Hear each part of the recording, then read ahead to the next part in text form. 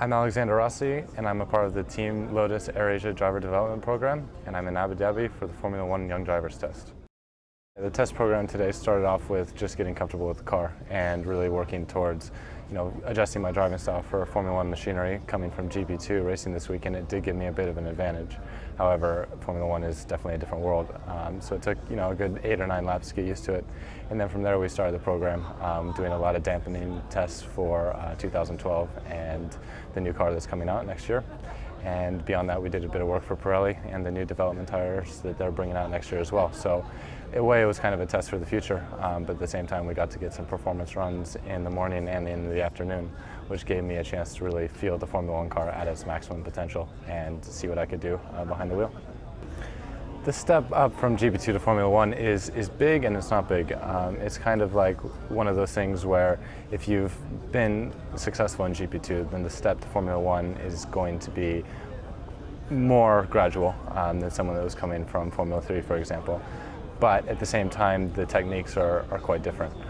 The speed you are quite used to from GP2, but the way that you brake, the way that you set up the car for the corner, the way that you do throttle applications and the systems that you have to do throughout the lap, more specifically DRS, is something that is brand new from anyone coming into Formula One. And that step is something that takes a bit to get used to and is something that I really had to use a lot of mental energy today to have it become second nature. But once it does, it all becomes quite simple, actually. And it's really cool to realize that you are driving the best piece of machinery in motorsports. In the beginning, it's extremely tricky because you're just overwhelmed with the amount that you have in front of you. But at the end, you're only using probably 15 or 20% of what's actually on the steering wheel. And the rest is getting told by the engineers of what you need to adjust and what you need to optimize. The DRS it's more of a confidence thing than anything. It obviously is you're just pushing a button, but there is strategic points as to where you can push it. And when you're really feeling comfortable with the car and you really want to maximize the lap time, you can even start pushing DRS at the apex of the corner, the middle of the corner to the exit of the corner. And that you're going to gain time, but at the same time, the car is going to become very nervous. So you definitely have to make sure that the car balance is where you want it to be. But at the same time, you have to make sure that you do have the confidence in the car to trust that it will stick on corner exit. GP2 is something that the time allotment over the weekend is very limited.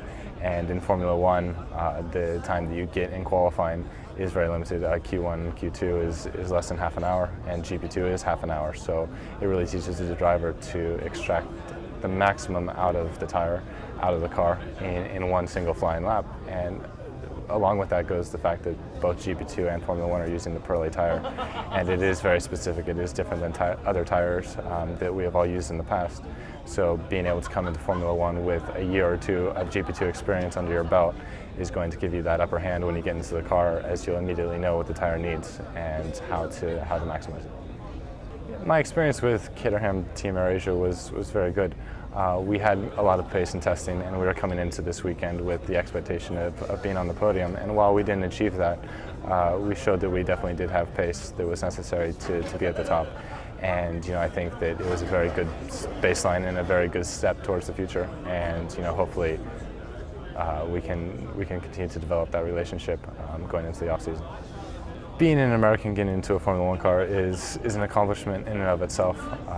And obviously, as a driver, I'm looking for more than just getting in the car. I want to perform, and I want to be at the maximum of my potential. And this was a really good day for me in terms of learning everything, really getting to grips with the team. And this is a trickier car than I have driven in the past.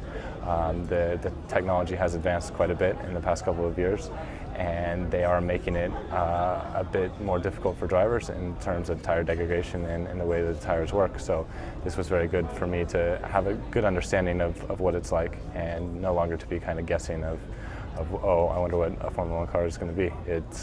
I have it in my mind, and now I have something to shoot for. Team Lotus is one of the very few teams in Formula One that seems to actually be chasing American sponsors, and they've succeeded with GE, Dell, and CNN, and that's something that is very important for me as an American driver. And it's obvious that Team Lotus is embracing America and the potentially untapped market that America holds. And with 2 races coming up in the near future, and with me being a driver that is hopefully going to be in a Formula One seat in the next 1 to 2 years, it's all coming together very nicely, and the timing couldn't be any better.